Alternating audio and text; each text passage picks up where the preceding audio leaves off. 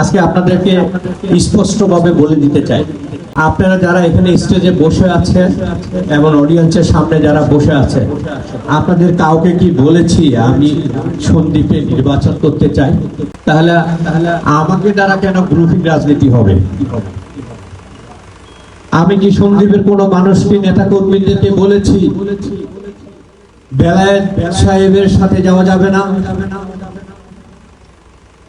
Advocate তাহেরের সাথে যাওয়া যাবে না, মিল্টন সাহেবের সাথে যাওয়া যাবে না, মোস্তফা কামাল পাশা আসতে পারবে না, এরকম কোনো কথা শুনেছেন? সন্দ্বীপে কোনো গ্রুপিং রাজনীতি নেই। আমি গতকালকে এই অনুষ্ঠান যারা করে তাদেরকে আমি ফোনে বলেছি যে আমি প্রধান অতিথি যদি থাকি তবে আপনাদেরকে ডেকোরাম মেনটেন করতে হবে। যারা সন্দ্বীপে এবং দায়িত্বশীল নেতৃবৃন্দ আছে তাদেরকে সঠিক মর্যাদা দিয়ে এখানে আনলে আমি এই প্রোগ্রামে আসব।